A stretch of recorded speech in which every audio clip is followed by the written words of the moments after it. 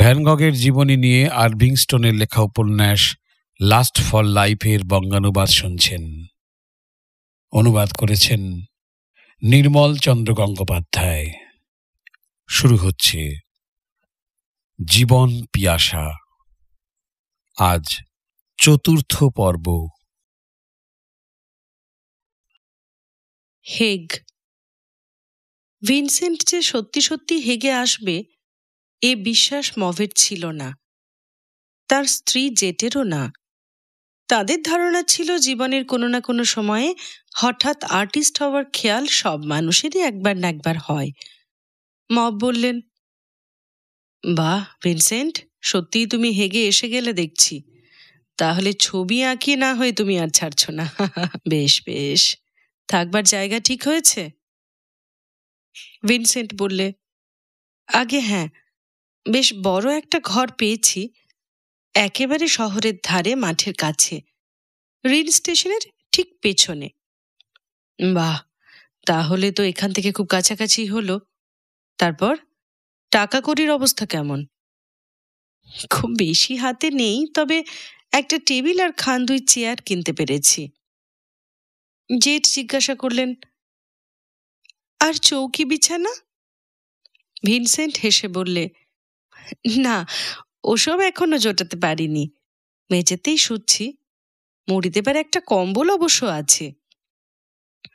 Mob স্ত্রীকে ইশারা করলেন। জেট পাশের ঘর থেকে নিয়ে এলেন টাকা পয়সার একটা ব্যাগ। মব একটা 100 গিন্ডারের নোট বার করে বললেন, নাও, এ টাকাটা তোমাকে ধার দিলাম, সময় শোধ দিও। বিছানাপত্র এক্ষুনি কিছু কিনে নাও, রাত্রে ভালো করে না ঘুমোলে দিনে কাজ করবে কি করে? ঘর ভাড়া দিয়েছ? দাওনি তো? ওটাও মিটিয়ে ফেলো এই টাকা থেকে। ঘরটায় আলো কেমন? আলো প্রচুর, তবে একটি মাত্র জানলা দক্ষিণ দিকে। এ নাও, তাহলে সারাদিন আকাশে সূর্য ঘুরবে আর 10 মিনিট অন্তর তোমার মডেলের গায়ে আলো পাল্টাবে। ও হবে না, জানলায় বেশ ভালো কয়েকটা পর্দা না ঝোলালে চলবে না। কিন্তু দাদা, আপনার কাছ থেকে অর্থ সাহায্য আমি চাইনি। আপনি যে আমাকে শেখাবেন বলেছেন, এই আমার জন্য যথেষ্ট। উফ, বাজে কথা রাখো। সাহায্য আবার করছে কে তোমাকে? ধার দিচ্ছি, আবার আদায় করে নেব। দরকার তো সকলেরই আসে, তাতে আবার অত কিন্তু করার কি আছে? বেশ, নিচ্ছি তাহলে, আশা ভরা কণ্ঠে ভিনসেন্ট বললে। যেই আমার 2খানা ছবি বিক্রি হবে, আমি অমনি শোধ করে দেব। নিশ্চয়ই ছবি বিক্রি হবে বই কি। টার্স্টিক এ বিষয়ে নিশ্চয়ই তোমাকে সাহায্য করবে। তবে রং নিয়ে খেলা শুরু করো। জল রং, তেল রং, পেন্সিল স্কেচের বাজারে কোনো দাম নেই। মস্ত বড় চেহারার হলে কি হয়, মব আসলে নার্ভাস প্রকৃতির লোক, মানসিক চঞ্চলতা তাকে কাজ করায়। কোনো কিছু একবার মাথায় এলে সবুর সয় না আর। ভিনসেন্টকে স্টুডিওর মাঝখানে টেনে নিয়ে এসে তিনি বললেন, এ নাও, এই রয়েছে রঙের বাক্স, আর এই তুলি, প্যালেট, ছুরি আর তারপিন। দেখি কেমন প্যালেট হাতে নিয়ে ইজেলের সামনে দাঁড়াতে পারো। চিত্রাঙ্কনের প্রাথমিক কটি কৌশল তিনি ভিনসেন্টকে শেখাতে লাগলেন। ভিনসেন্টও সঙ্গে সঙ্গে শিখে নিতে লাগলো। বাহ, মব বললেন, তোমাকে আমি যা ভেবেছিলাম তা তো দেখছি তুমি নও। বেশ বুদ্ধি আছে তোমার। রোজ সকালে এখানে তুমি আসবে, রঙের কাজ শিখবে। এছাড়া শিল্পীদের একটা গোষ্ঠীর সঙ্গেও তোমার পরিচয় করিয়ে দেব। আলাপ পরিচয় হবে, মাঝে মাঝে সন্ধেবেলা মডেল নিয়ে কাজ করতে পারবে। মানুষের চেহারা আঁকায় হাত যদি একবার পেকে যায়, তাহলে তো অর্ধেক রাজ্যই জয় হয়ে গেল। ভিনসেন্ট বিছানা কিনল, জানলার পর্দা কিনল, মিটিয়ে দিল ঘরের ভাড়া। ব্রাবান্টের ছবিগুলো সে দেওয়ালে দেওয়ালে টাঙালো। সে জানে ওগুলো ভুলে ভর্তি, বাজারে ওগুলো একটিও কখনো বিকোবে না। তবুও সে ফেলে দিতে পারল না। কাঁচা হাতের স্কেচগুলোর মধ্যে কোথাও যেন প্রাণের স্পন্দন আছে প্রকৃতির সঙ্গে সহজ সহযোগ। ডি বকের সঙ্গে আলাপ হওয়ার পর থেকেই ওই ছবিগুলো সম্বন্ধে তার সচেতনতা আরও বেড়ে উঠেছে। খাসা লোক ডিবক, চমৎকার আচার ব্যবহার, পকেটে পয়সার অভাব কখনো নেই। বিদ্যাশিক্ষা তার ইংল্যান্ডে, তার সঙ্গে ভিনসেন্টের আলাপ গুলিপের গ্যালারিতে। সর্ববিষয়ে ডিবক একেবারে ভিনসেন্টের উল্টো। জীবনকে সে নিতান্ত খোশ মেজাজে নিয়েছে। কোনো চাঞ্চল্য নেই, কোনো উত্তেজনা নেই। বেঁচে থাকা যেন মাপের গেলাসে করে দৈনন্দিন উপভোগের পানীয়কে পান করা। ভিনসেন্টকে সে নিমন্ত্রণ করল, আসুন আমার ওখানে, চা খাওয়া যাবে একসঙ্গে। আমার নতুন কয়েকখানা ছবিও দেখাবো।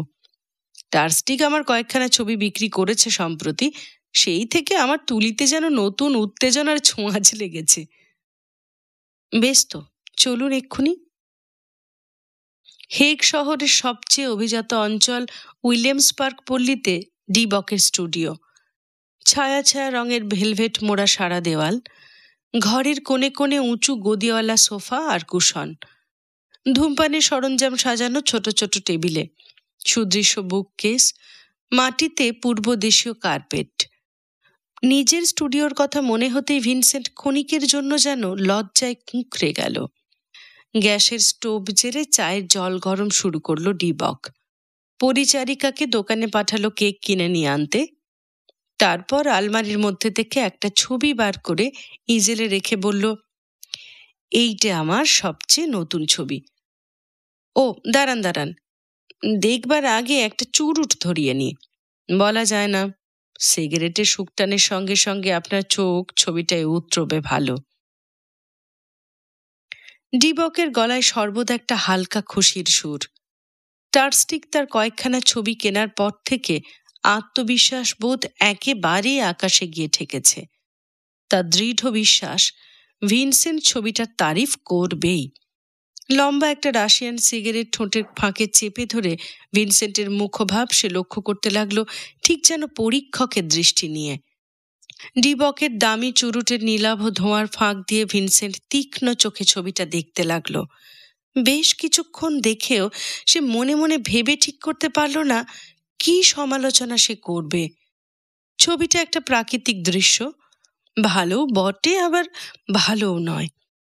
ডিবকের নিজের প্রকৃতিটা যেন পুরোপুরি তার শিল্পের মধ্যে প্রকাশিত। দিব্যি ফিটফাট ছিমছাম সৌন্দর্য, ব্যাস এই পর্যন্ত। 1 মিনিটে ছবিটা দেখা শেষ হলেও ভদ্রতা করে বেশ কিছুক্ষণ সে ওটার দিকে তাকিয়ে রইল। তারপর বললে, প্রাকৃতিক দৃশ্য আপনার হাতে চমৎকার আসে, ঠিক মিষ্টি সৌন্দর্যটি কি করে ফুটিয়ে তুলতে হয় তা আপনি বেশ বোঝেন। খুশিতে গলে গিয়ে ডিবক বলল, ধন্যবাদ। আরে এই নিন চা খান। চায়ের বাটিটা দুহাত দিয়ে চেপে ধরল ভিনসেন্ট। ভয়ে ভয়ে, পাছে দামি কার্পেটের উপর চলকিয়ে পড়ে কিছুটা। সমভার থেকে 1 পেয়ালা চা ডিবক ঢেলে নিল নিজের জন্য।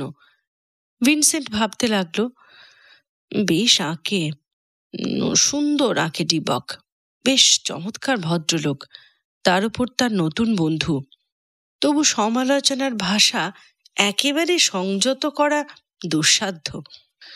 ছবিটা সম্বন্ধে একটা ব্যাপারে আমার কিছুটা ধাঁধা লাগছে। ডিবক ট্রেটা বাড়িয়ে দিল সামনে। ধরুন ধরুন, কেক খান। ভিনসেন্ট বললে, থাক। 1 হাতে চায়ের পেয়ালা আর 1 হাতে কেক একসঙ্গে সামলানো তার পক্ষে অসম্ভব। হালকা স্বরে ডিবক বললে, বেশ তাহলে বলুন, ছবিটা কোথায় আপনার খারাপ লাগছে? আপনার এই মূর্তিগুলো, ওগুলো যেন সত্যি বলে মনে হচ্ছে না। নরম সোফায় গা এলিয়ে দিয়ে গলায় খুব একটা আন্তরিকতার আভাস এনে ডিবক উত্তর দিল,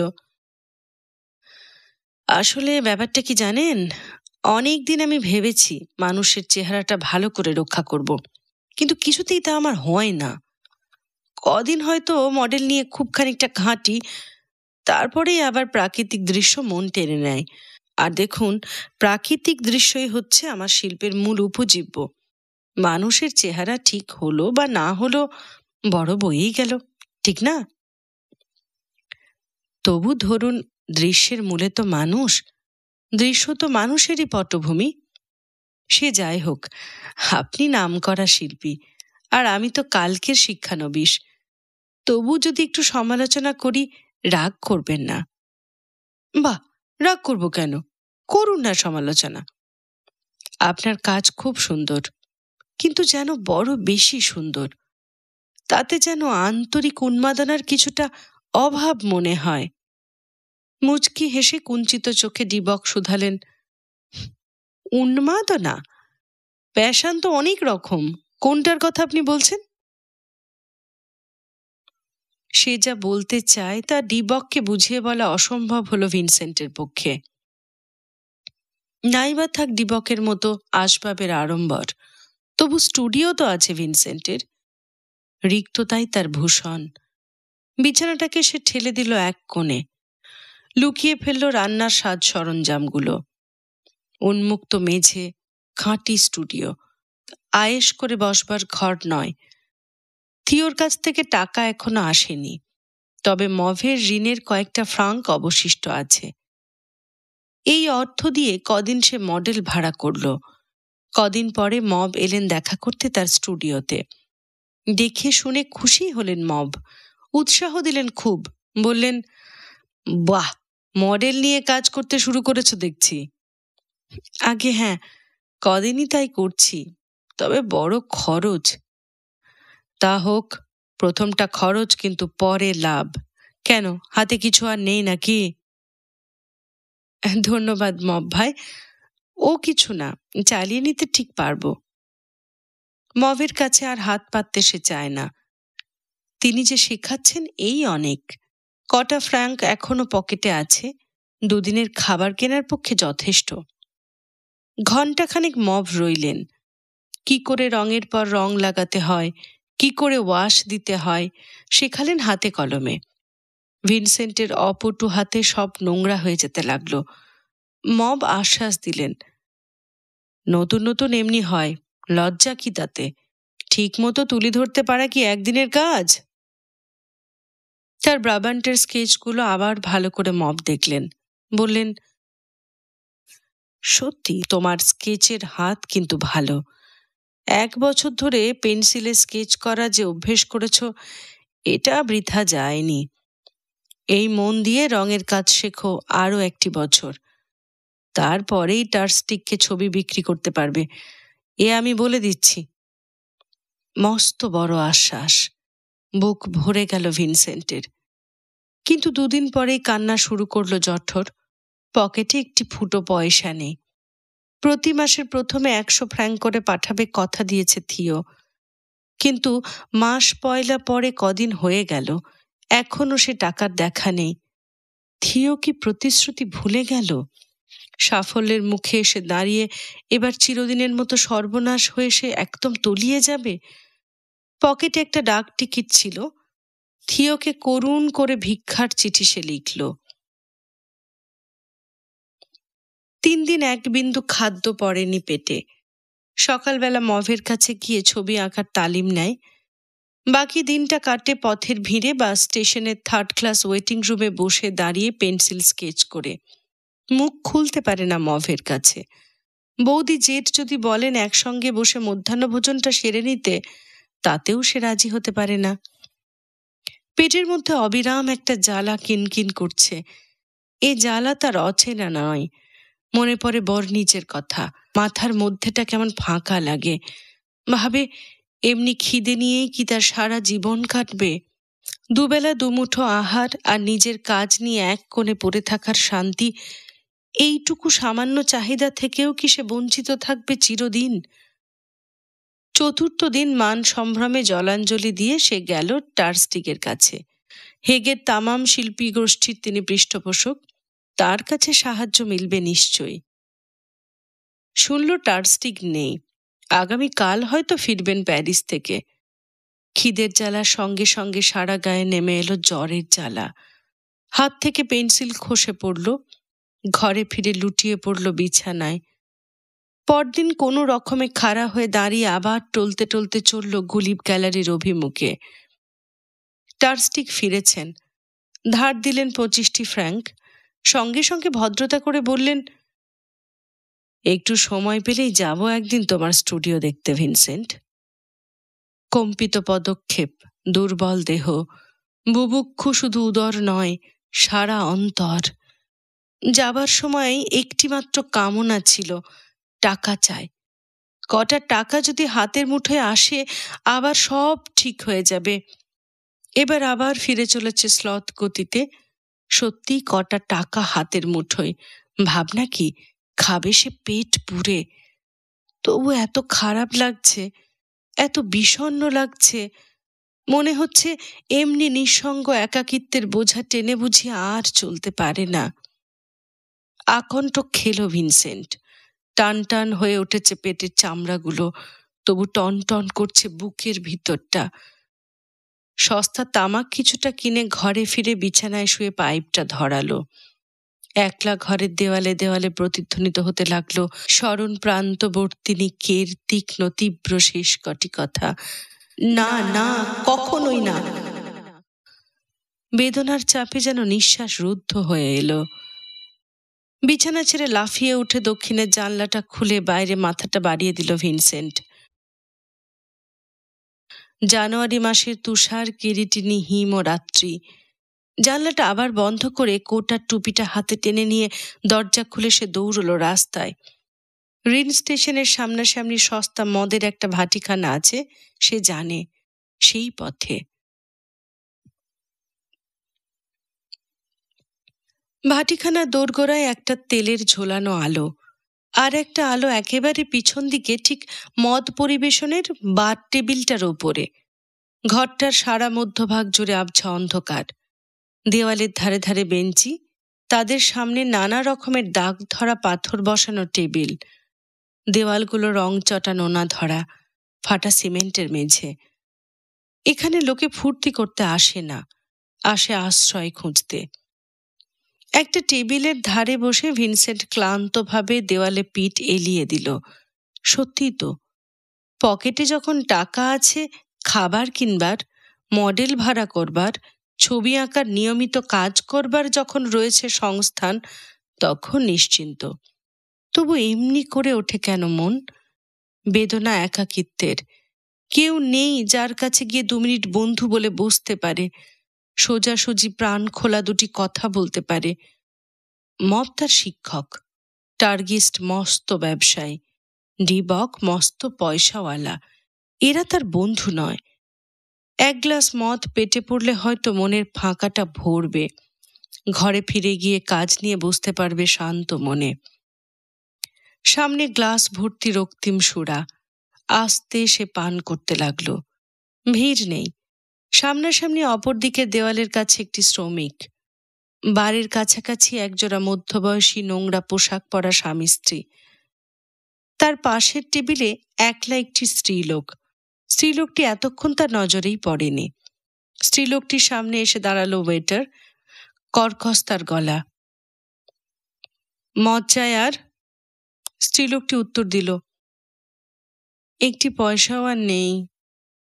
ভিনসেন্ট মুখ বাড়ালো মেয়েটির দিকে, বললে,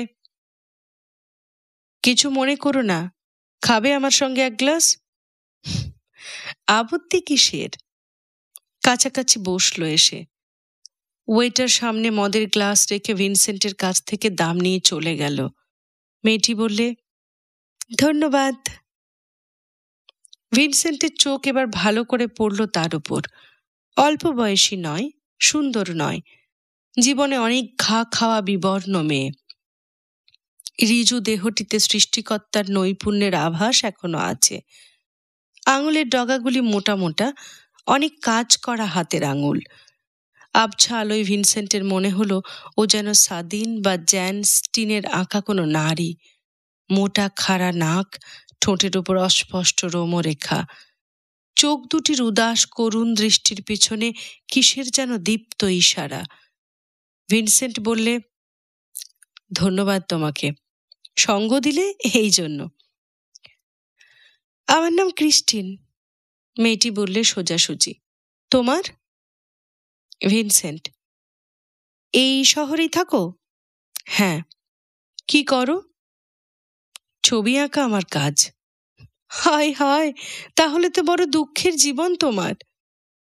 একটু অপ্রতিভ হয়ে ভিনসেন্ট উত্তর দিল, হ্যাঁ, তা সময়ে সময়ে দুঃখ কষ্টে পড়তে হয় বই কি। আমার কাজ কাপড় কাচা, তা অবশ্য গতরে যখন পোষায়। বড় খাটুনি, সব সময় পেরে উঠিনে। তখন কি করো? রাস্তায় বের হই, না হলে চলবে কি করে? কেন, কাপড় কাচা কি খুব শক্ত কাজ? দিনের মধ্যে 12 ঘন্টা খাটতে হয়, আর মজুরি যা মেলে তার বলার নয়। এমনি সারাদিন খাটার পরও বাচ্চাদের খাওয়াবার মতো পয়সা কতদিন জোটে না, তখন আবার রাস্তায় ছুটতে হয় পুরুষ খুঁজতে। তোমার ছেলে পুলে কটি ক্রিস্টিন? 5টা, আবার একটা পেটে এসেছে। স্বামী নেই, মারা গেছে? স্বামী?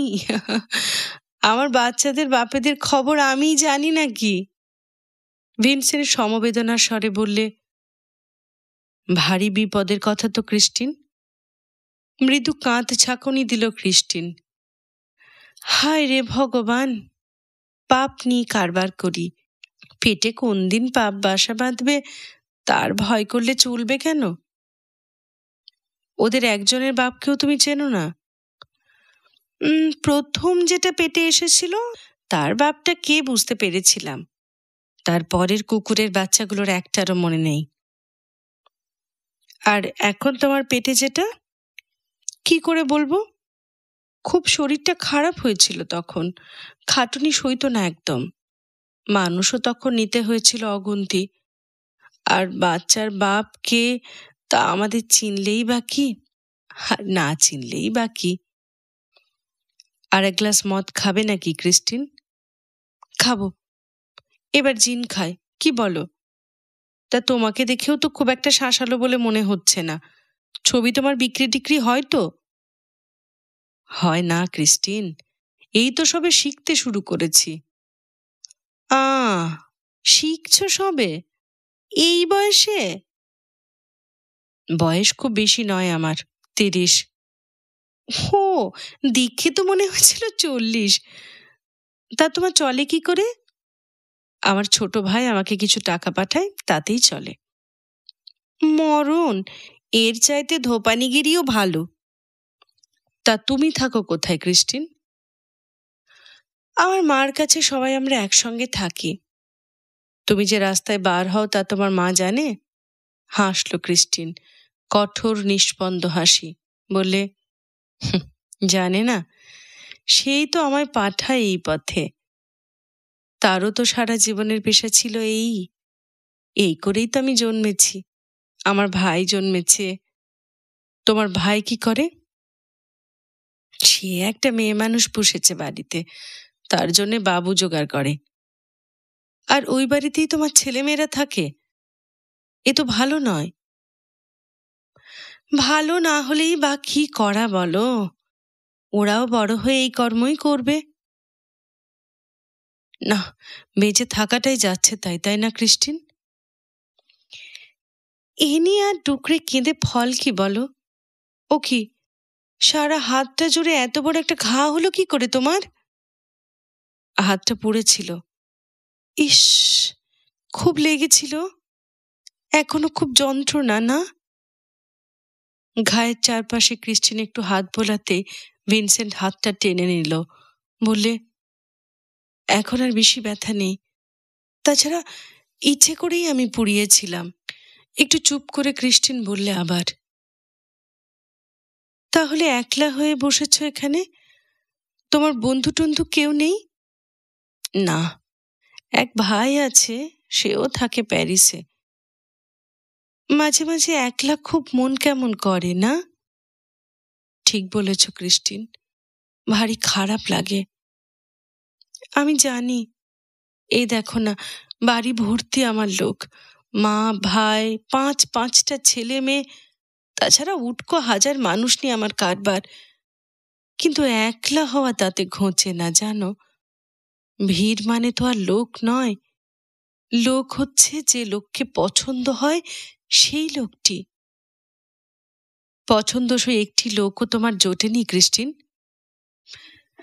জুটেছিল সেই প্রথম লোকটি। বয়স তখন আমার 16। বড় ঘরের ছেলে, ইচ্ছে থাকলেও বিয়ে করতে পারল না আমাকে। তা সত্যি কথা বলবো, বাচ্চার সব খরচপত্র দিত। বরাত আমার কবছর না যেতে মরে গেল। তারপর থেকে গতর না খাটালে একটা ফুটো পয়সা দেবার মানুষও আর রইল না। বয়স তোমার কত হলো ক্রিস্টিন? 32। পোয়াতি হবার আর বয়স নেই। হাসপাতালের ডাক্তার বলেছে এটা বিয়েতে আমি মরব। তা কেন হবে? এত ভয় কিসের? প্রসবের সময় ডাক্তারি ব্যবস্থা যদি ভালো থাকে তাহলে তো গন্ডগোল হবে না নিশ্চয়। সে আমার ভাগ্যে জুটবে কোত্থেকে বলো? আমি তো যাব বিনি পয়সার হাসপাতালে, খালাস করাবো বিনি পয়সায়। আচ্ছা, জন্য কিছুটা টাকা করি তুমি জোগাড় করতে পারো না? তা হয়তো পারি।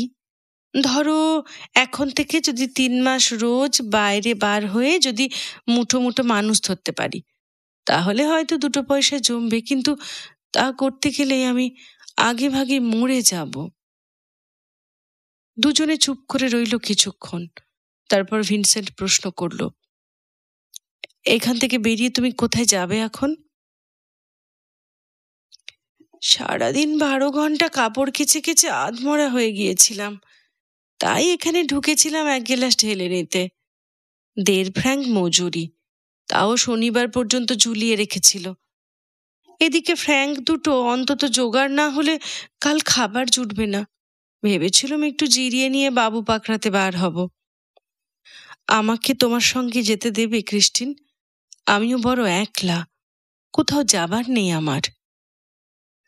বাহ, কি বলো গো! আমার তো ঝামেলা মিটেই গেল তাহলে। তাছাড়া লোকও তুমি ভালোই। তোমাকেও আমার খুব ভালো লেগেছে ক্রিস্টিন। ওই যে তুমি আমার পোড়া হাতটা ধরে দুটো সমবেদনার কথা বললে, এমনি কথা কোনো মেয়ে জীবনে আমাকে বলেনি। সে কি কথা? লোক তুমি তো খারাপ নও, ব্যবহারও এত ভালো, তবু? বরাত ক্রিস্টিন, ভালোবাসা আমার বরাতে নেই। তা যদি বলো হয়তো তাই। আচ্ছা, উঠবে এখন? আমায় 1 গ্লাস খাওয়াবে না? উঠে দাঁড়ালো ভিনসেন্ট। বললে, দেখো ক্রিস্টিন, এখান থেকে দুজনে যাবার আগে মাতাল হয়ে নেবার কোনো দরকার নেই। তোমারও না, আমারও না। তার চাইতে বরং এই যা আমার কাছে পকেটে রাখা, এর বেশি তোমাকে দেবার মতো কিন্তু সাধ্য নেই আমার। না, ক্রিস্টিন প্রতিবাদ করল। আমি টাকা পেয়েছি তোমার কাছে। দেখে তো মনে হচ্ছে আমার চেয়ে তোমার দরকার কম নয়। টাকা লাগবে না, এমনি তুমি চলো। তুমি যাওয়ার পর আরেকটা লোক আমি ঠিক জোগাড় করে নেব। তার দরকার নেই, টাকা তুমি নাও ক্রিস্টিন। আজই আমি একজনের কাছ থেকে 25 ফ্রাঙ্ক ধার পেয়েছি, আমার অসুবিধা হবে না। বেশ, চলো তাহলে এখান থেকে। অন্ধকার গলির রাস্তায় দুজনে চলল পুরনো 2 বন্ধুর মতো গল্প করতে করতে। নিজের জীবনের কাহিনী শোনাতে লাগলো ক্রিস্টিন। তার কথায় কোনো অনুযোগ নেই, সহানুভূতি আকর্ষণের কোনো বিকৃত প্রচেষ্টা নেই। ভিনসেন্ট জিজ্ঞাসা করল, তুমি কখনো মডেলের কাজ করেছ? করেছি কয়েকবার, যখন বয়স কম ছিল। বেশ তো, তোমাকে তাহলে আমার কাজেই লাগবে। বেশি আমি তোমাকে দিতে পারবো না, বড় জোর দৈনিক 1 ফ্র্যাঙ্ক। এখন ছবি বিক্রি শুরু করার পর 2 ফ্র্যাঙ্ক করে দেব। কাপড় কাচার চাইতে সে তোমার অনেক ভালো হবে। পৌঁছল ক্রিস্টিনের বাড়িতে। ক্রিস্টিন বললে, ভাবনা নেই, কেউ তোমাকে দেখবে না। রাস্তার উপরের ঘরটাই আমার।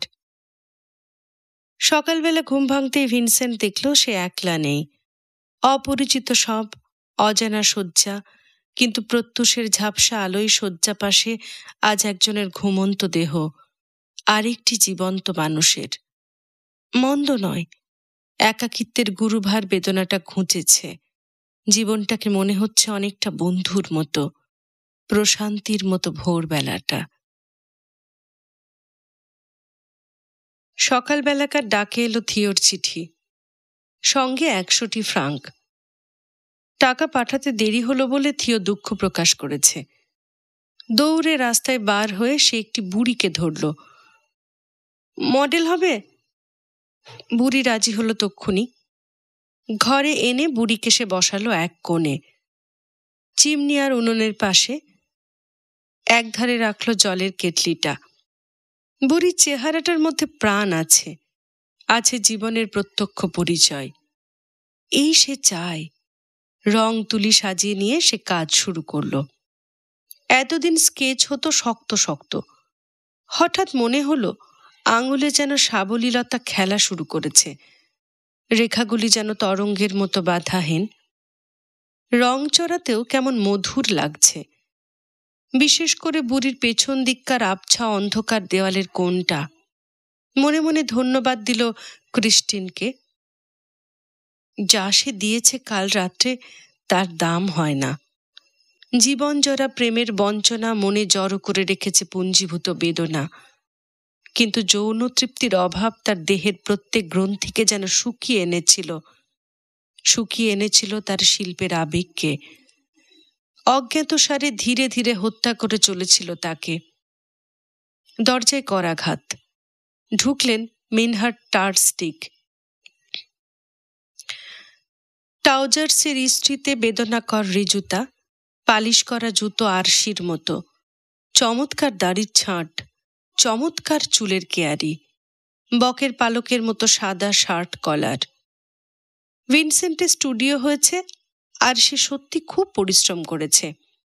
এ দেখে টার্স্টিক আন্তরিক খুশি হলেন। নতুন নতুন শিল্পীরা নাম করুক, এ তার খেয়াল। আবার এই তার পেশা। কিন্তু নাম তো অমনি হয় না, খাটতে হয়, কষ্ট করতে হয়, সাধনা করতে হয় সুনির্দিষ্ট পথে। সাফল্য সোজা কথা নয়। প্রতিভা তো হচ্ছে ফাঁকির রাস্তা, আসল রাস্তা সাধনায়। গলিফের উঠতি শিল্পীরা টার্স্টিককে ভালো করেই চেনে। তাছাড়া টার্স্টিক বনেদি লোক। সামাজিক জীবনে ভব্যতার এক চুল নড়চড় তার সয় না। যে শিল্পীর এই বনেদি ভব্যতা বোধ নেই, সে শিল্পী মাস্টারপিস আঁকলেও গুলিপে তার স্থান নেই। বললেন, দেখো ভিনসেন্ট, তোমার কাজের মধ্যে এসে তোমাকে অবাক করে দিলাম তো। আমার শিল্পীদের সঙ্গে এমনিভাবে দেখা করতেই আমি চাই। ভিনসেন্ট বললে, আমি যে কত কৃতার্থ তা আমি মুখে প্রকাশ করতে পারছি না মিস্টার টার্স্টিক। কিছু না, আমি কদিন থেকে ভাবছিলাম তোমার স্টুডিও দেখতে আসব। মলিন শয্যা, সস্তা দুটো চেয়ার টেবিল, এক কোণে উনুন, দেখবার মধ্যে শুধু ইজেলটা। লজ্জিত গলায় ভিনসেন্ট বললে, কি যে বলেন, কি আর দেখবার আছে বলুন? ঘাবড়িও না, খাটো প্রাণপণ। মব আমাকে বলেছে সে তোমার জল রঙের কাজ শেখাচ্ছে। এই তো, বেশ তো এগিয়েছ। জল রঙের কাজের দাম আছে। কাজ ভালো হোক, আমি তোমার ছবি বেচব। প্যারিসে তোমার ভাই বেচবে। কৃতজ্ঞতায় অভিভূত হয়ে গেল ভিনসেন্ট।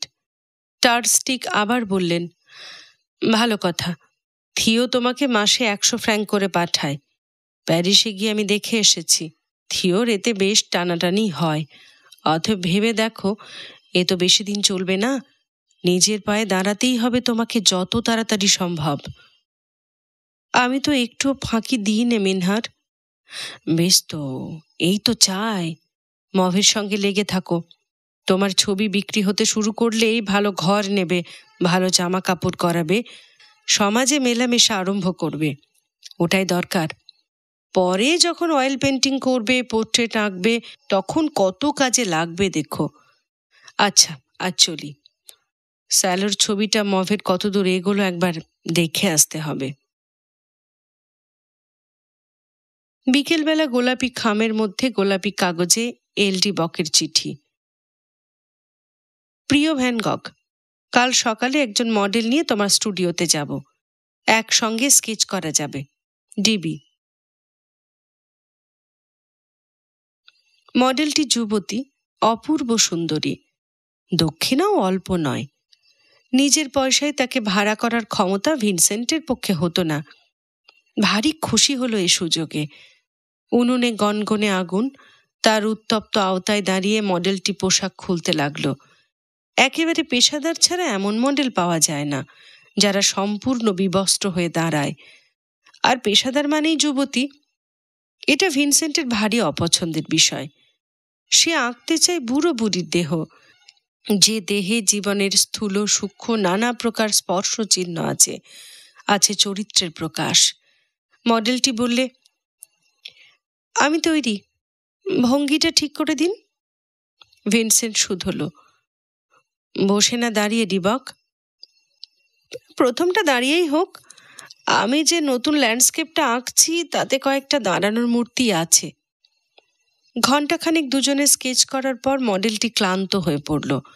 ভিনসেন্ট বললে, ওর বসা অবস্থা স্কেচ করি এখন, কি বলো? রেখাগুলো অনেকটা নরমও হবে তাহলে। যে যা ড্রয়িং বোর্ডের ওপর ঝুঁকে পড়ে দুপুর অবধি তারা আঁকল, প্রায় নিঃশব্দেই। তারপর ডিবক তার ঝোলা থেকে লাঞ্চ বার করল। উনুনের ধারে বসে তিনজনে খাওয়া দাওয়া সারল। খেতে খেতে দেখতে লাগলো সকালবেলাকার কাজ। মেয়েটির মুখের আদল ডিবক তার স্কেচে চমৎকার তুলেছে, কিন্তু বাকি চেহারাটার মধ্যে কোনো বৈশিষ্ট্য নেই। যে কোনো সুগঠিত সুন্দর নারী দেহ যেমন হয় ঠিক তেমনই। ভিনসেন্টের স্কেচ দেখে ডিবক বলে উঠল, ও কি, মুখটা গেল কোথায়? তার বদলে এইটা কি এঁকেছ? এই বুঝি তোমার ছবিতে প্যাশন ইনজেকশন করার নমুনা? ভিনসেন্ট বললে, কি মুশকিল, আমি কি পোর্ট্রেট আঁকছিলাম নাকি? দেহটা স্কেচ করাই তো আমার প্রধান উদ্দেশ্য। বাহ, জীবনেই প্রথম শুনলাম যে দেহ আছে তার মুখ নেই। বটে। আচ্ছা দেখো তো পেটটা কেমন হয়েছে? কেন, পেটের আবার হলো কি? দেখে মনে হচ্ছে পেটটা যেন হাওয়া ভরা বেলুন, ওর মধ্যে যে নাড়ি ভুড়ি আছে তার আভাস কই? বেচারি মেয়েটি যখন দাঁড়িয়েছিল তখন ওর পেট ফুটো হয়ে নাড়ি ভুড়ি কি বাইরে ঝুলছিল নাকি? চোখে পড়েনি তো? এই কথা শুনে মডেলটির মুখেও কোনো ভাবান্তর নেই। তার ধারণা সব শিল্পীরই মাথায় অল্প বিস্তর ছিট থাকে। নিঃশব্দে সে খেয়ে চলেছে। আমার আঁকা পেটটা দেখো, ভিনসেন্ট বুঝিয়ে বললে। ভেতরে নাড়ি ভুড়ি আছে। তার গোলক ধাঁধার মধ্যে দিয়ে সারা জীবনের কত মন খাবার পথ খুঁজে খুঁজে চলেছে। দেখো তার আভাস ঠিক ফুটে উঠেছে কিনা? আরে, ছবি আঁকার সঙ্গে তোমার ওই অদেখা গোলক ধাঁধার সম্পর্ক কি মশাই? বিচলিত গলায় ডিবক বললে, মরা কাটা কি আর আমাদের পেশা? আমার আঁকা ছবি যখন লোকে দেখে, তারা দেখে কুয়াশায় ঢাকা আবছা সবুজ গাছের মেলা, দেখে মেঘের উপর সূর্যাস্তের রং। পেট চেরা মানুষের নাড়ি ভুড়ি তাদের দেখাবার আমার দরকার নেই। প্রত্যেক দিন ভোরবেলা এক একটা মডেলের খোঁজে ভিনসেন্ট বার হয়। একদিন সে ধরে আনে এক কামারের ছেলেকে, একদিন আনে পাগলা গারদ ফেরত এক বুড়িকে, আর একদিন আনে শ্রমিক ব্যারাকের এক থুরথুরি ঠাকুরমাকে, সঙ্গে তার নাতি। এসব মডেলদের দক্ষিণা দিতে হয়। তাতে যে খরচ হয় তাতে মাসের শেষে খাবার কেনার পয়সা থাকে না। কিন্তু খাবার জন্য তো সারা জীবনই পড়ে রয়েছে। হেগেই যদি এলাম, গুরু পেলাম মভের মতো, তখন কি আর খাওয়ার কথা ভেবে কাজে ফাঁকি দেওয়া চলে? প্রতি সন্ধ্যায় সে মভের স্টুডিওতে যায়। ঘর জুড়ে মধুর উত্তাপ। কাজ করতে কি আরাম! মভ যত্নের সঙ্গে শেখান। ছবিতে পরিচ্ছন্ন করে রং চড়াতে সে পারে না। নোংরা কাদার মতো মোটা মোটা করে সে রঙের তুলি বোলায়। নিজের কাজ দেখে নিজেই হতাশ হয়ে পড়ে। মব তাকে প্রবোধ দেন, উৎসাহ দেন। ভিনসেন্ট বলে, বলুন মব ভাই, কতদিনে আমার হবে? ছবি এঁকে রোজগার যে আমাকে করতেই হবে, যত তাড়াতাড়ি সম্ভব। মব বলেন, হোক না দেরি, সেজন্য দুঃখ করো কেন? সত্যকে কি সহজে পাওয়া যায়? ছবিতে লোক ভোলানো সুলভ সৌন্দর্য আয়ত্ত করতে চাও তো সে রাস্তা আছে, কিন্তু তাতে ঠকবে নিজে, ঠকাবে নিজেকে। না মব ভাই, সৌন্দর্যের ফাঁকিতে আমার কাজ নেই। সত্যকে আমি প্রকাশ করতে চাই, স্পষ্টভাবে, রুক্ষভাবে। মিথ্যা মাধুর্যের প্রলোভ আমি আর তার উপর লাগাতেই চাই না। কিন্তু তবু দেখুন না, লোকের পছন্দসই করে কয়েকটা রঙিন ছবি আঁকতে চেষ্টা করেছি। এমনি যদি আঁকি, চটপট বিক্রি হবার তো আশা আছে। দেখি কি এঁকেছ। ছবিগুলো টুকরো টুকরো করে ছিঁড়লেন মব। বললেন, তোমার রুক্ষ সত্যকেই আঁকড়ে থাকো। ঝুটো মালের পসরা সাজিয়ে বাজারে বার হতে চেয়েও না। আমি বলছি, শেষ পর্যন্ত তুমি ঠকবে না। সেদিন মবের বাড়িতে ছোটখাটো একটা পার্টি ছিল। নিমন্ত্রিত ছিলেন কয়েকজন শিল্পী। উইসেনব্রাক তাদের অন্যতম। ইনি যেমন ভালো শিল্পী, তেমনি কঠোর শিল্প সমালোচক। বেটে খাটো ছোট মানুষটি, তীক্ষ্ণ মুখ চোখ। যেমনই ক্ষুরোধার জীব, তেমনি ক্ষুরোধার প্রতিভা। নির্ভীক সত্যবাদিতা, সোজা কথায় যাকে বলে দুর্মুখতা। এই জন্যে টার্স্টিগের সঙ্গে বনিবনা হয়নি। গুলিব কোম্পানি তার ছবি বেচে না, কিন্তু যাই তিনি আঁকুন না কেন, ক্রেতার অভাব কখনো হয় না। তার তীক্ষ্ণ সত্য ভাষণের জন্য প্রসিদ্ধি তার শিল্প প্রসিদ্ধির চাইতে কম নয়। ঘৃণ্যকে ঘৃণা করার ক্ষমতা তার মতো খুব কম লোকেরই আছে। সরাসরি ভিনসেন্টকে নিয়ে তিনি পড়লেন। বললেন, কি হে ভ্যান গগ বংশোদ্ভব, তোমার খুড়োরা ছবি বেচতে যেরকম ওস্তাদ, ছবি আঁকতে তুমি তেমনি ওস্তাদ হচ্ছ তো? ভিনসেন্ট বললেন, আগে না, ছবি আঁকাই সবে আমার হাতে খড়ি। বটে, তাহলে তো চমৎকার। আমার মতের সঙ্গে মিলে যাচ্ছে দেখছি। সত্যিকারের শিল্পী যে হতে চায়, জীবনের প্রথম 60টা বছর পর্যন্ত তার উপোস করা দরকার। তাতে হয়তো শেষ জীবনে সত্যিকারের ভালো ছবি ওই 2-1টা এঁকে যেতে পারে। ভিনসেন্ট বললেন, ধ্যাৎ, বাজে কথা। এই ধরুন না, আপনার তো 40 পার হয়নি, আপনি কি ভালো ছবি আঁকেন না? নগণ্যের মুখে ধেত কথাটি চমক লাগাল উইসেনব্রাকের মনে। সোজাসুজি এমনিভাবে তাকে প্রতিবাদ করা সাহসের পরিচয় অনেক দিন তিনি পাননি। বললেন, বটে, আমার ছবি ভালো এই যদি তোমার ধারণা হয়, তাহলে ছবি আঁকা ছেড়ে দোকানদারি করো। ছবিগুলো আমি বিক্রি করি কেন? কারণ ওগুলো আবর্জনা ছাড়া আর কিছুই নয়। বোকা ক্রেতারা ওতেই ভোলে। সত্যিকারের ভালো ছবি যদি আঁকতে পারতাম, তাহলে বেচতাম না, নিজের কাছে রেখে দিতাম। না ভায়া, জেনে রাখো, প্রতিদিন আমি শুধু প্র্যাকটিস করেই চলেছি। 60 বছর বয়স যখন হবে, তখন আমি সত্যিকারের ছবি আঁকা শুরু করব। তারপর থেকে যা কিছু কাজ আমি করব, তা রেখে দেব নিজের কাছে। ব্যবস্থা করে যাব, আমার সঙ্গে সঙ্গে আমার কবরে সেসব কাজ যেন চাপা পড়ে। নিজের হাতের প্রকৃত ভালো কাজ ভ্যান গগ শিল্পী কখনো হাতছাড়া করে না। রদ্দি মালই কেবল সে বাজারে বেচে। দূর থেকে ডিবক চোখ টিপল ভিনসেন্টকে। তাই ভিনসেন্ট এবার বললে, আপনি গোড়াতেই ভুল করেছেন শিল্পী হয়ে। শিল্প সমালোচক হওয়া উচিত ছিল আপনার। হো হো করে হেসে উঠলেন উইসেনব্রাক।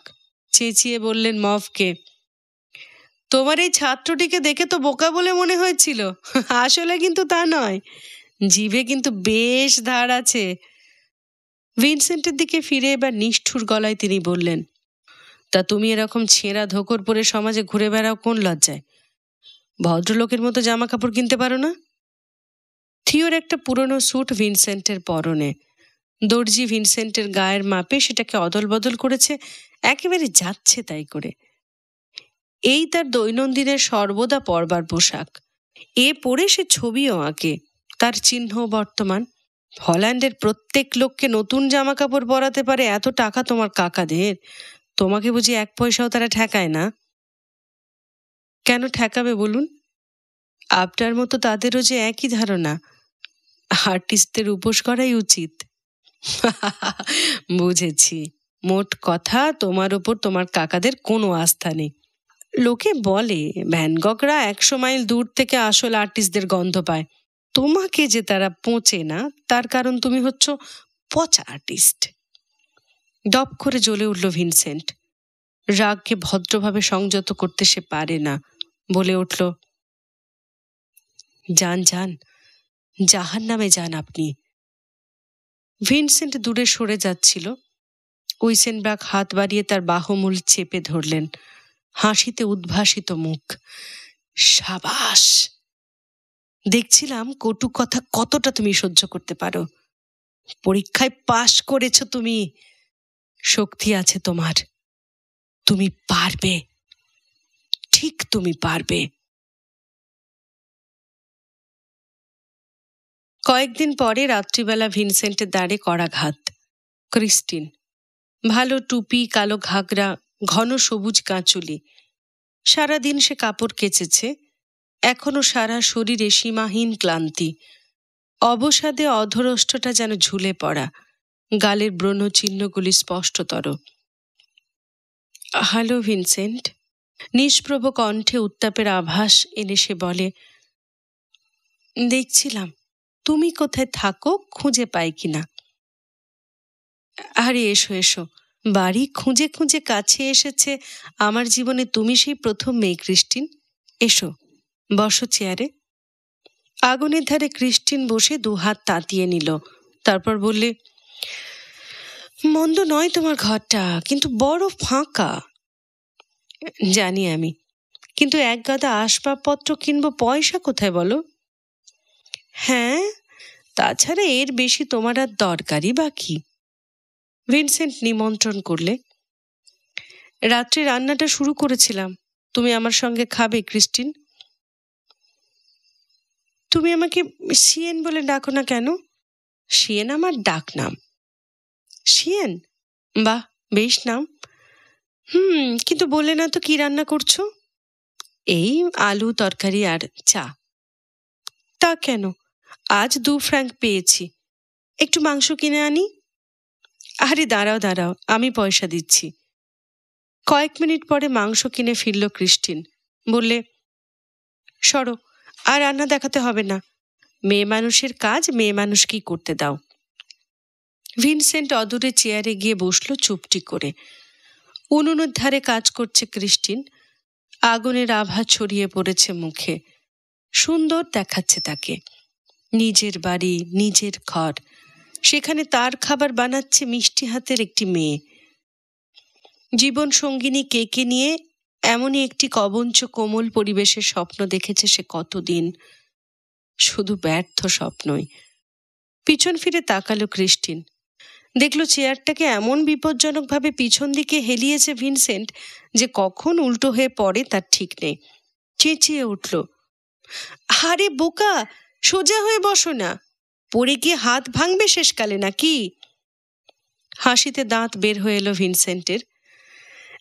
আচ্ছা আচ্ছা সিয়েন, ঠিক হয়ে বসছি আমি। ক্রিস্টিন মুখ ফেরাতেই সে আবার আগের মতো করে চেয়ার হেলিয়ে বসে নিশ্চিন্ত আয়েসে পাইপ টানতে লাগলো। টেবিলে ডিনার সাজালো সিয়েন। মাংস, আলু, রুটি, চা। খাবে এসো।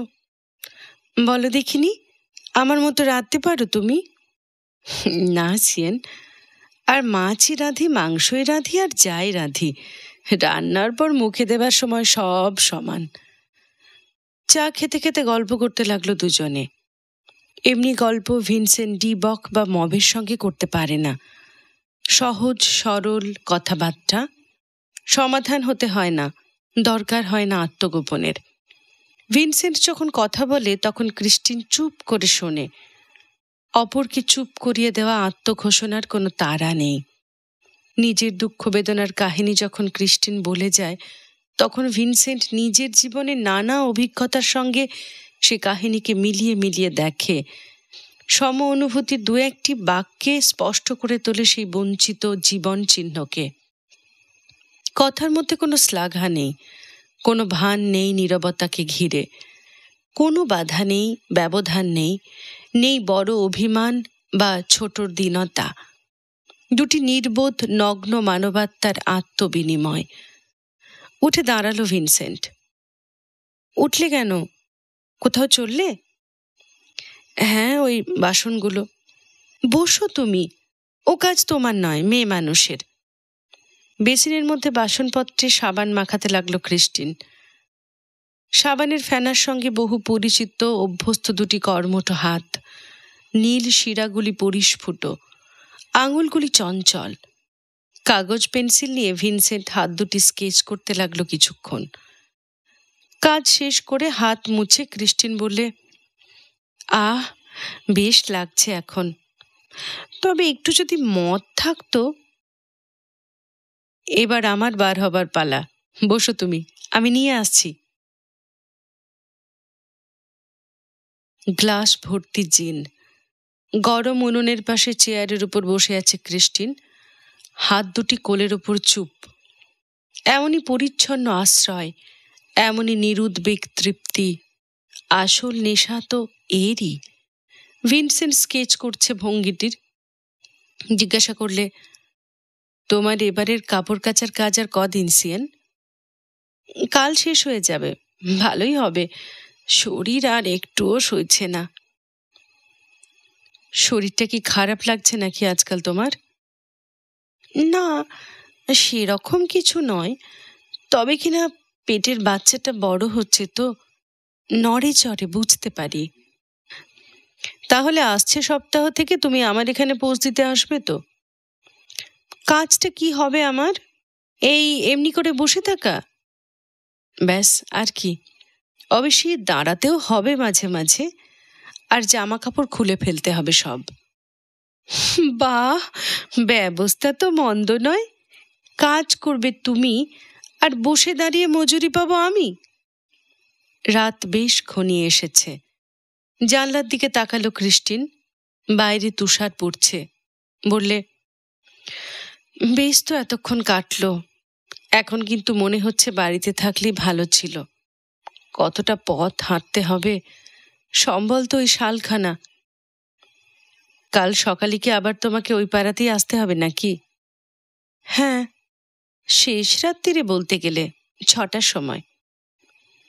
তোমার যদি অসুবিধা না হয় তুমি এখানে থেকে যাও। কিসের অসুবিধে?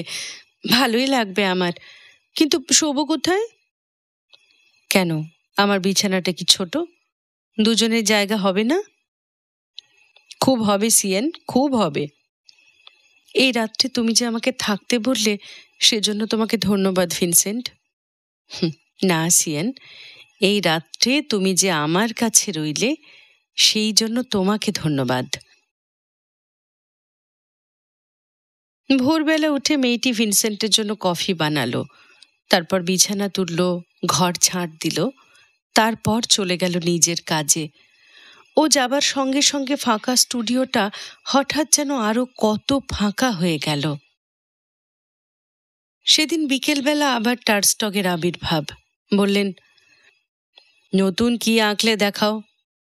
জল রঙের কাজগুলোর উপর একবার চোখ বুলিয়ে বললেন স্টারস্টেগ, বাহ, এই তো এগোচ্ছে তো মন্দ না, কিন্তু সাধনা চাই, সেটা ভুললে চলবে না। খাটো ভালো করে, পরিশ্রম না করলে কতদিন আর পরের উপর নির্ভর করে থাকবে? আগে হ্যাঁ মিনার, নিজের পায়ে নিজে দাঁড়ানো যে কত দরকার তা আমি খুবই বুঝি। তাহলে খাটো, 1 মিনিট ফাঁকি দিও না। মনে রেখো, তোমার ছবি কিনবার জন্য সবচাইতে ব্যাকুল হয়ে আছি এই আমি। ভিনসেন্টের এক কাকা কর্নেলিয়ার ভ্যান গগ অ্যামস্টারডামের সবচেয়ে বড় ছবির দোকানের মালিক। সে তাকে লিখেছিল, শিল্প শিক্ষার জন্য সে হেগে এসেছে আর স্টুডিও নিয়েছে। কর্নেলিয়াস মাঝে মাঝে ছবি কিনতে হেগে আসতেন। এক রবিবার বিকেলে তিনি উপস্থিত হলেন ভিনসেন্টের স্টুডিওতে। জীবনে শিল্পীর স্টুডিও তিনি যত দেখেছেন, তত বোধহয় হল্যান্ডের আর কোনো লোক দেখেননি। মুহূর্তে তিনি চোখ বুলিয়ে নিলেন সব কিছুর ওপর। নোংরা চেয়ারটা ঝেড়ে ভিনসেন্ট তাকে সমাদর করে বসালো। বিনীত আগ্রহে শুধলে, 1 কাপ চা করে দেব কাকা? বাইরে তো বেশ ঠান্ডা। চায়ের পেয়ালায় চুমুক দিতে দিতে কাকা বললেন, তাহলে তুমি এবারে ছবি আঁকিয়ে হবেই, তাই তো? ভালোই হলো। গত 30 বছর ধরে হাইন, ভিনসেন্ট আর আমি পরের ছবি কিনে এসেছি। এবার তোমার ছবি কিনে ঘরের টাকা ঘরেই রাখবো। কি বলো? ভিনসেন্ট বললে, সত্যি কাকা, আমার 3 কাকা আর এক ভাই ছবি ব্যবসায় এক একজন রথী মহারথী। আমার আর ভাবনা কি। কর্নেলিয়াস বললেন, টার্স্টিগের কাছে শুনলাম থিও তোমাকে মাসে 100 ফ্র্যাঙ্ক করে পাঠায়, সত্যি নাকি? হ্যাঁ, তবে সেটা ধার কাকা। দাঁড়াতে যখন পারবো সব শোধ দিয়ে দেব আমি। ও প্রসঙ্গ কর্নেলিয়াস আর বাড়ালেন না, ছবি দেখতে লাগলেন। ছোট ছোট কয়েকটি দৃশ্যপট তার চোখে বোধহয় লাগলো। বললেন, এমনি স্কেচ আর করেছ নাকি? আগে হ্যাঁ, এ আমার অবসর সময়ের কাজ, আরও আছে, দেখবেন। হেগ শহরের টুকরো টুকরো দৃশ্য। কর্নেলিয়াস বললেন, এমনি 12টা দৃশ্য আমাকে এঁকে দিতে পারবে? নিশ্চয়ই পারবো, তবে আপনি যখন ছবির ব্যবসাদার, দামটা আগে ঠিক হোক। বেশ তো, তোমার দাম তুমিই বলো। এমনি ছোট ছোট সাইজের স্কেচের জন্য 2.5 ফ্র্যাঙ্ক করে আমি নেব, বেশি চাইছি নাকি? মুচকি হাসলেন কর্নেলিয়াস। এত নগণ্য, তাতেও এত দ্বিধা? বললেন, না, দাম বেশি বলনি। আর 12খানা যদি ভালো হয়, তাহলে এমনি 12খানা আমস্টারডামের স্কেচ তোমায় করতে দেব। লাফিয়ে উঠল ভিনসেন্ট। ছলছল করে বললে, কর কাকা, এই আমার প্রথম অর্ডার। আমি যে কত কৃতার্থ হলাম তা মুখে আপনাকে জানাবো কেমন করে? উঠে দাঁড়ালেন কর্নেলিয়াস। বললেন, কিছু তোমায় বলতে হবে না ভিনসেন্ট। মনে রেখো, আমরা সবাই তোমাকে সাহায্য করতে চাই, সকলেই তোমার পেছনে আছি। ভালো ছবি যখন থেকে তুমি আঁকতে পারবে, তোমার সব ছবি আমরা নেব, কোনো ভাবনা থাকবে না তোমার। খুশিতে উচ্ছল হয়ে নতুন জল রঙের কাজটা হাতে নিয়ে ভিনসেন্ট দৌড়ল মভের বাড়ি। দরজা খুললেন জেট, চিন্তান্বিত মুখ। বললেন, দাঁড়াও ভিনসেন্ট, আমার মনে হয় আজ তোমার ওর স্টুডিওতে না যাওয়াই ভালো। ব্যাপার কি বৌদি, মব ভাইয়ের শরীর খারাপ? না, শরীর ঠিকই আছে, তা নয়, মেজাজ ভয়ঙ্কর গরম। হাতের ছবিটা শেষ হয়ে আসছে কি না? তাহলে তো আমার মুখ দেখলেই এখন চটে যাবেন, তাই না? হ্যাঁ, আজ তুমি যাও ভিনসেন্ট, তোমার কথা আমি মনে করিয়ে দেব। মাথাটা একটু ঠান্ডা হলে নিজেই একদিন তোমার ওখানে যাবেন। তাই ভালো, কিন্তু আপনি ভুলে যাবেন না কিন্তু বৌদি। না রে বাবা, ভুলবো না। বেশ কয়েকদিন অপেক্ষা করল ভিনসেন্ট। মভের দেখা নেই। এর মধ্যে টার্স্টিক এলেন একবার নয়, 2বার। প্রত্যেকবারই একই রকম কথাবার্তা। হ্যাঁ হ্যাঁ, বেশ তো এগোচ্ছ ভিনসেন্ট, তবে এখনো দেরি আছে, খাটো, আরো খাটো, তবে না। খুব খাটছি তো মিনহার, ভোর 5টায় উঠি, তখন থেকে কাজ করি রাত 11টা 12টা পর্যন্ত, মাঝে খাওয়ার জন্য যেটুকু সময় নষ্ট হয়। মাথা নাড়লেন টার্স্টিক। ব্যাপারটা যেন তার উপলব্ধির বাইরে। বললেন, তোমার ব্যাপারটা আমি ঠিক বুঝতে পারছি না ভিনসেন্ট। তোমার কাজে প্রথমে যে রুক্ষতা, যে অপরিচ্ছন্নতা আমি লক্ষ্য করেছিলাম, সেসব দোষ ঠিক এখনো তেমনিই রয়েছে। এতদিন এসব তোমার শুধরে ওঠা উচিত ছিল না? ভেতরে ভেতরে যদি শক্তি থাকে, তাহলে পরিশ্রমেই তো এ দোষ কাটে।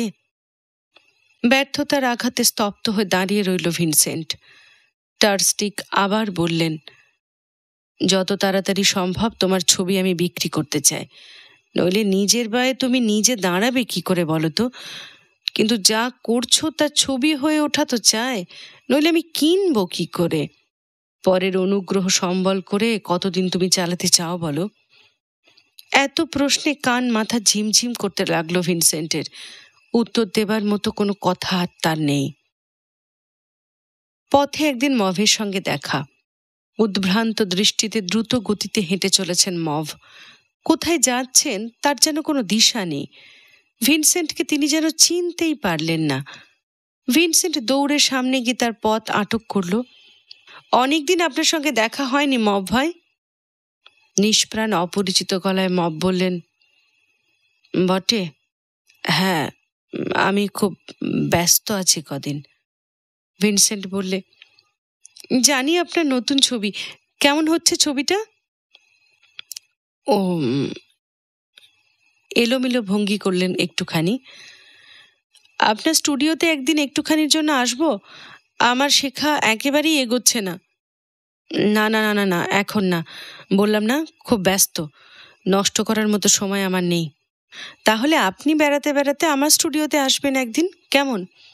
আমার কাজের উপর দু একটা কথা যদি আপনি বলেন তবে আমার অনেকটা উপকার হবে। হবে হবে, দেখি যদি সময় করতে পারি। আচ্ছা, আমি এগোই। হন হন করে চলে গেলেন মভ। ভিনসেন্ট হাঁ করে তাকিয়ে রইল। হলো কি? মভ চটলেন কেন? অন্যায় সে কি কিছু করেছে? কয়েকদিন পর ভিনসেন্টের বিস্ময়ের অবধি রইল না যখন দেখে উইসেনব্রাক তার স্টুডিওতে উপস্থিত। নতুন নতুন যারা এ লাইনে, উইসেনব্রাকের এক ফোঁটা নজরও তাদের উপর পড়ে না। আর যদি দুর্ভাগ্যক্রমে কখনো বা পড়েই যায়, তাহলে গালাগাল দিয়ে তিনি ভূত ভাগান। কটু ভাষণে তার জুরি নেই। চারিদিকে তাকিয়ে বিদ্রুপ তীক্ষ্ণ কণ্ঠে তিনি বলে উঠলেন, বাহ, এতে একেবারে রাজপ্রাসাদ দেখছি। হ্যাঁ, শিগগিরই তো এখানে বসে তুমি রাজরানীর ছবি আঁকবে। হে, অপমানে মুখ কালো হয়ে উঠল ভিনসেন্টের। মুখের উপর সে বললে, এসেছেন কেন আমার এখানে? পছন্দ না হয় সোজা বার হয়ে যেতে পারেন। মুচকি হাসি হেসে উইসেনবার্গ আবার বাঁকা প্রশ্ন করলেন, হে, ছবি আঁকার খেয়াল তুমি ছেড়ে দাও না কেন ভিনসেন্ট? এ তো কুকুরের জীবন। এ জীবন আপনার পক্ষে তো দিব্যি শাসালো হয়েছে। হ্যাঁ, তা হয়েছে, তার কারণ আমি কৃতকার্য হয়েছি, সফল হয়েছি, কিন্তু তুমি তা সারা জীবনেও হতে পারবে না। না পারি, কিন্তু জীবনে আপনার চেয়ে ঢের ভালো ছবি আঁকতে পারবো, এটাও শুনে রাখুন। এবার প্রাণ খুলে হেসে উঠলেন উইসেনবার্গ। বললেন, অতটা না পারলেও হেগে যত শিল্পী আছে তাদের মধ্যে আমার সবচেয়ে কাছাকাছি যে তুমি পৌঁছতে পারবে তাও আমি বলেছিলাম। অবশ্য তোমার মেজাজ যেমন, ক্ষমতাও যদি তেমন জবরদস্ত হয়। জল হয়ে গেল ভিনসেন্ট। দাঁত বার করে বললে, তাহলে এতক্ষণ গালাগালি দিচ্ছিলেন কেন? আসুন, বসবেন না? না, বসলে আমি দেখতে পাইনি। এগুলো কি জল রং? এ তোমার চলবে না। তুমি যা বলতে চাও মিনমিনে জল রঙের তা প্রকাশ করার সাধ্য কই? জল রঙের দৃশ্যপটগুলো একেবারে সরিয়ে উইসেনব্রাক ভিনসেন্টের পেন্সিল স্কেচগুলো দেখতে লাগলেন। বরিনেজ, ব্রাবান্ট আর সম্প্রতি হেগে আঁকা বিচিত্র নরনারীর মেলা যেগুলোতে। চোখ দুটো তার জল জল করতে লাগলো।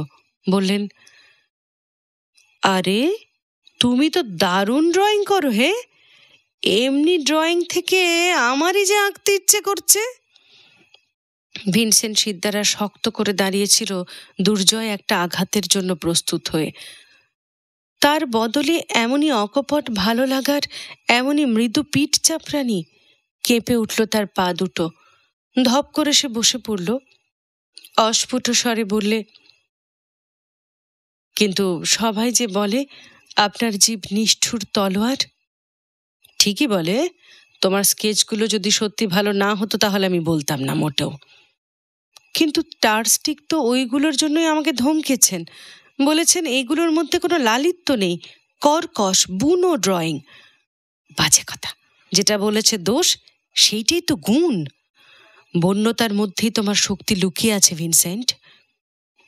আমি এই কাজে এখন বেশ কিছুদিন ধরে করতে চাই, কিন্তু টার্স্টিক জোর দেন ওয়াটার কালারের ওপর, যাতে চটপট বাজারে কাটে, তাই না? দেখো ভাইয়া, তোমার চোখে বিশ্বজগৎ যদি কালি দিয়ে পেন্সিলের রেখাতেই ধরা দেয়, ঠিক তেমনি করেই তো তাকে ধরবে। আর যা সবচেয়ে বড় কথা, কারো উপদেশ কানে দেবে না, এমনকি আমারও না। যে পথ নিজে ভালো বোঝো সেই পথেই এগোবে। বেশ, তাই করব। মম একদিন বলেছিল তুমি হচ্ছ জন্ম আঁকিয়ে, তাই নিয়ে টার্স্টিকের সঙ্গে তার তর্ক।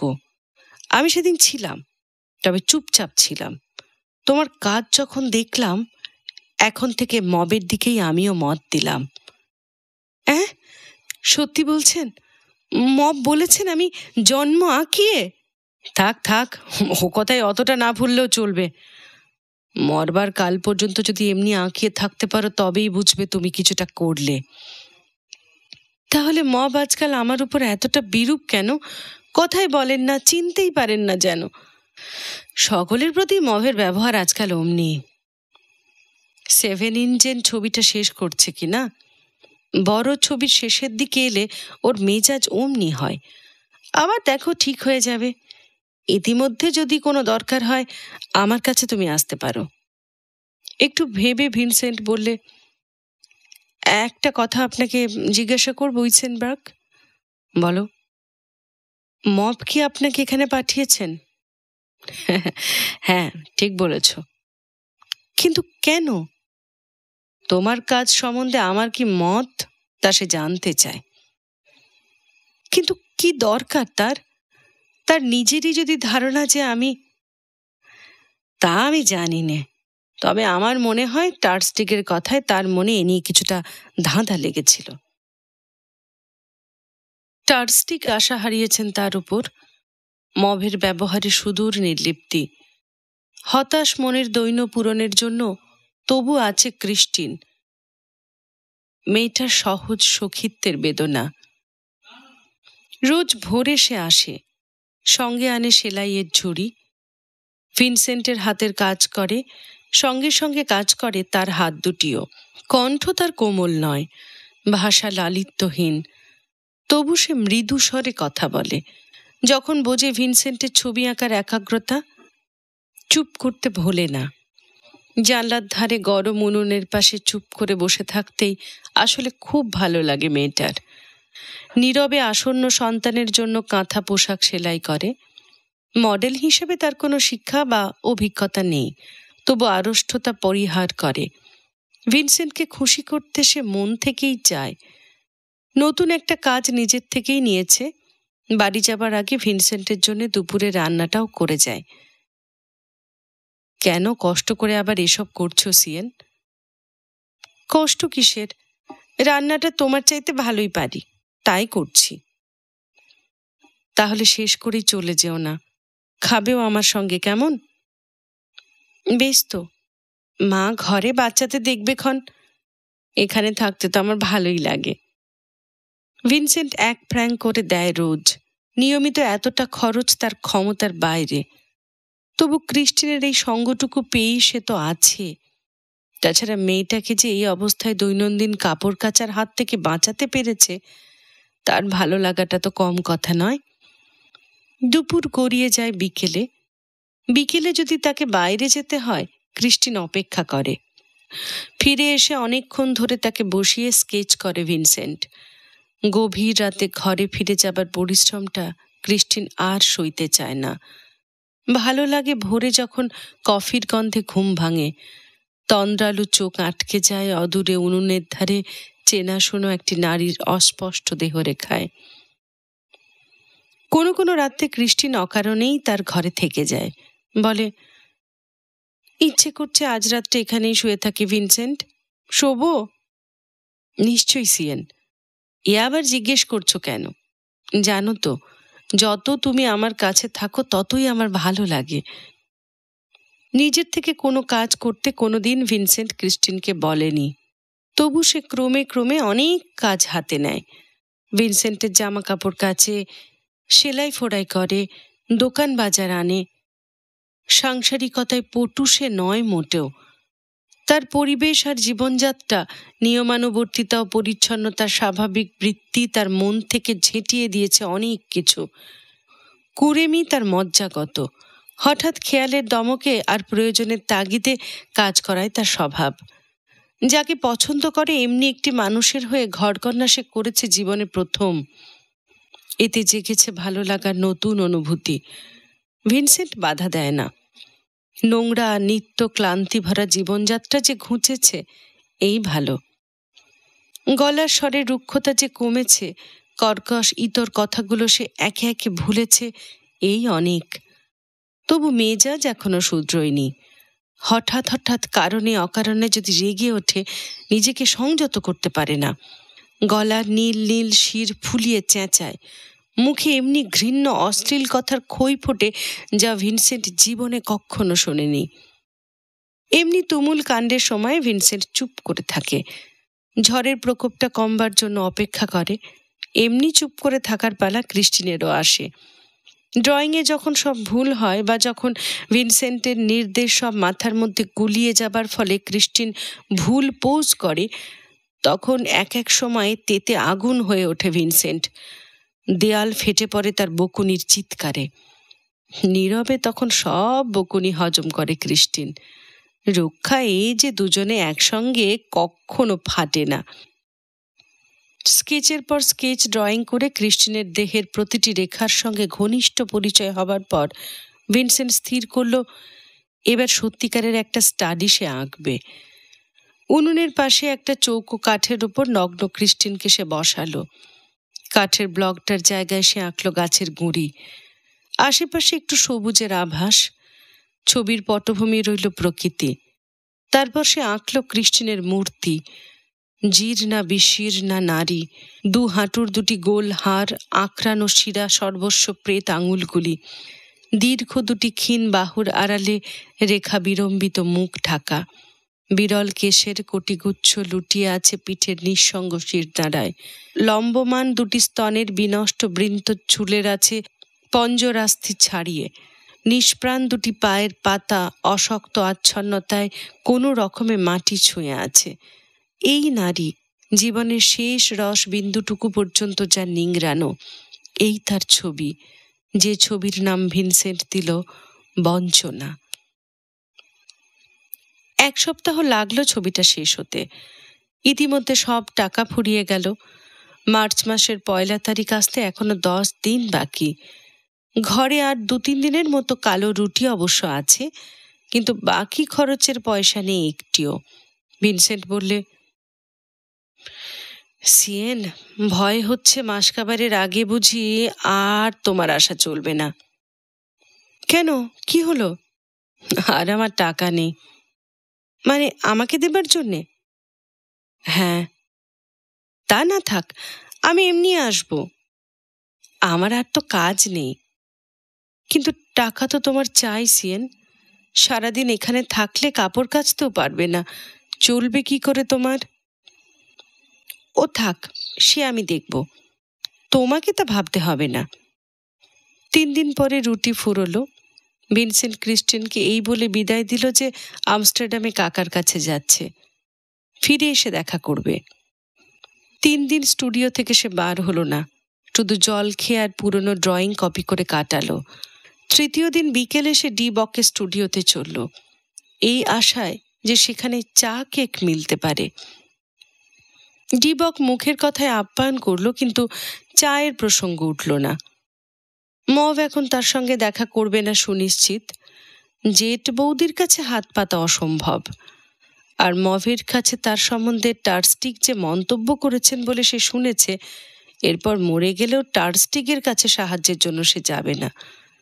ঘরে ফিরে এলো, সঙ্গে সঙ্গে এলো অনাহারের পুরনো বন্ধু জ্বর।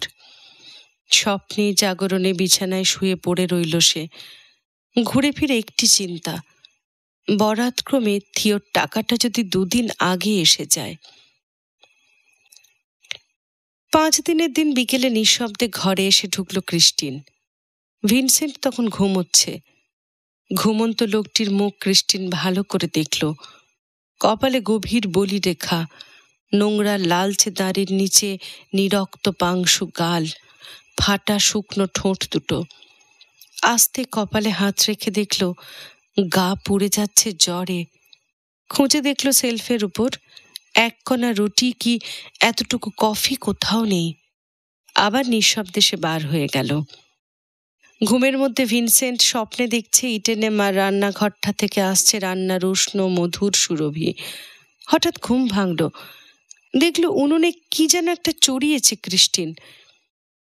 ক্ষীণ শুষ্ক কণ্ঠে সে ডাকল, সিয়েন। বিছানার কাছে এলো ক্রিস্টিন। শীতল একটা হাত রাখল তার উত্তপ্ত গালের উপর। কাছাকাছি মুখ এনে বললে, এমনি দেমাক আর কখনো করো না। আর কখনো এমনি করে আমার কাছে চেপে রেখো না নিজেকে। আমরা গরিব, কিন্তু দোষ কি তাতে? তোমার যখন টানাটানি, আমার কাছ থেকে তা লুকিয়ে রাখবে কেন? আমার দরকারে কে দেখবে, তুমি না?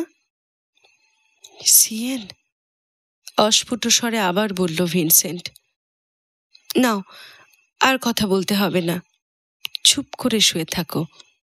তোমার দশা দেখে আমি বাড়ি গিয়েছিলাম, কটা আলু আর শিম জোগাড় করে এনেছি, সেদ্ধ হয়ে এসেছে।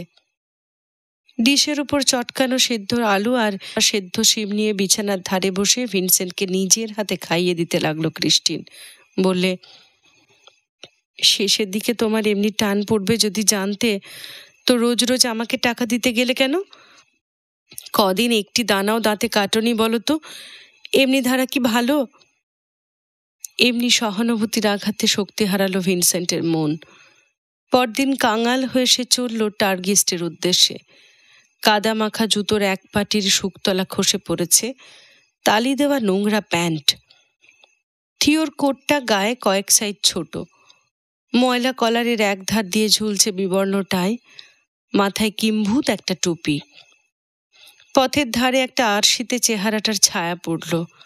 স্পষ্ট স্বচ্ছ চোখে দেখল আরশির ওই লোকটাকে। কে ওটা?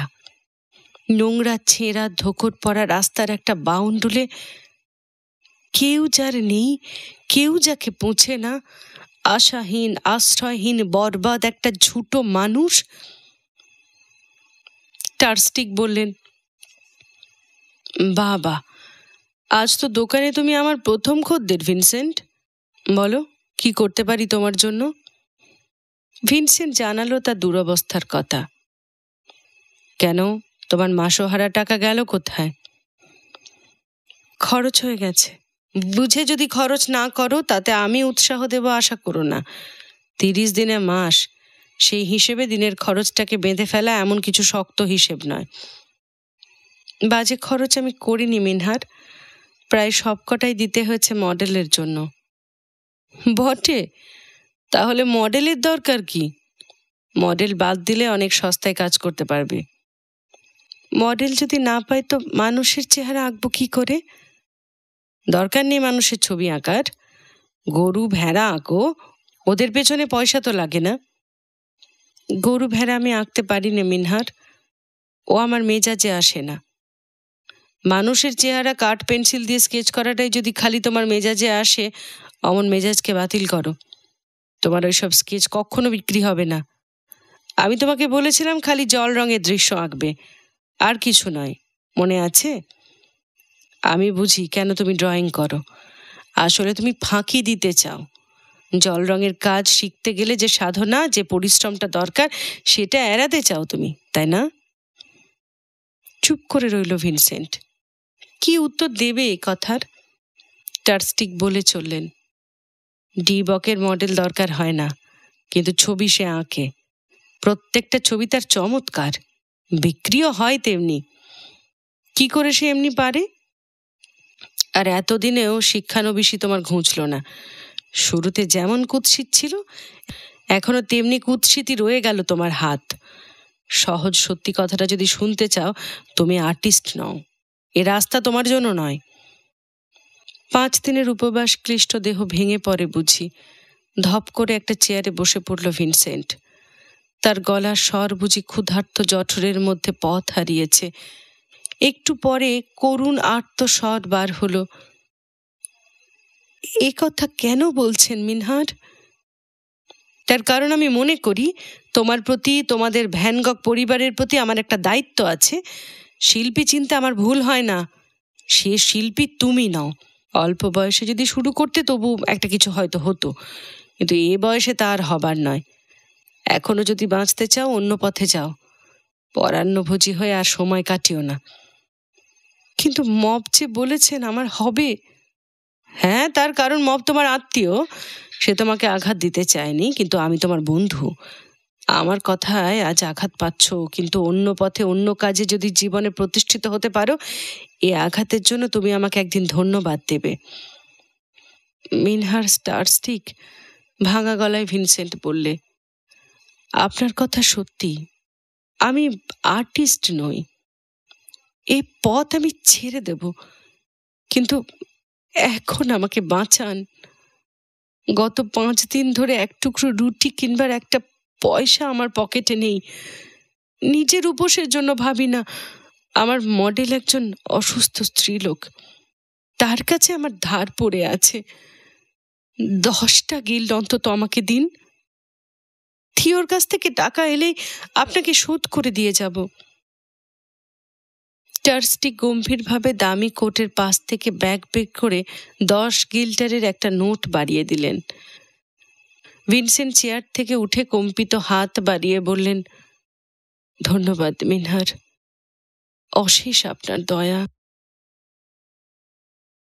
ময়লা একটা ন্যাতা দিয়ে ঘর মুছছিল ক্রিস্টিন। চুলগুলো মাথার উপর চূড়ো করে বাঁধা, ব্রণ কলঙ্কিত মুখ ভর্তি ঘাম। মুখ তুলে বললে, টাকা পেয়েছ? হ্যাঁ, 10 ফ্র্যাঙ্ক। দেখো, বড়লোক বন্ধু থাকার কত সুবিধে। মনে স্বস্তি, তাই ক্রিস্টিনের গলায় ঠাট্টার সুর। এই নাও, 6 ফ্র্যাঙ্ক তোমার পাওনা ছিল, হাতে রেখে দাও আগে। ক্রিস্টিন উঠে দাঁড়ালো, ময়লা অ্যাপ্রনে মুখটা মুছে নিল একবার।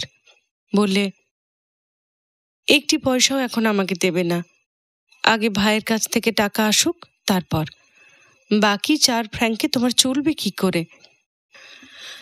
আমি ঠিক চালিয়ে নেব সিয়েন, তোমার তো দরকার। দরকার তো তোমারও। শোনো বলি, ভাইয়ের কাছ থেকে যতদিন না খবর পাও ততদিন আমি এখানেই থাকবো। এ টাকায় তুমিও খাবে, আমিও খাবো, হলো তো? কিন্তু সিয়েন, তোমার মডেল হওয়ার দাম আমি তো দিতে পারবো না। শোনো, অনেক তুমি দিয়েছ, দেবেও অনেক। খেতে দেবে, শুতে দেবে, রোজগারের জন্য পথে বার হতে হবে না, তার দাম কি কম? 2 বাহু বাড়িয়ে ভিনসেন্ট কাছে টেনে নিল ক্রিস্টিনকে। পাতলা খড়খড়ে চুলের গুচ্ছগুলো ঘামে ভেজা কপাল থেকে সরিয়ে মাথায় হাত বুলিয়ে দিল তার। রুদ্ধ কণ্ঠে বললে, বেঁচে থাকো তুমি সিয়েন, বেঁচে থাকো। তোমাকে দেখে আবার যেন বিশ্বাস হচ্ছে যে ভগবান আছেন। শেষ হলো লাস্ট ফর লাইফের বঙ্গানুবাদ জীবন পিয়াসার 4র্থ পর্ব। পরবর্তী পর্ব নিয়ে ফিরছি খুব শিগগিরই। ততদিন আপনি শুনুন গল্পের ক্যারাভ্যান।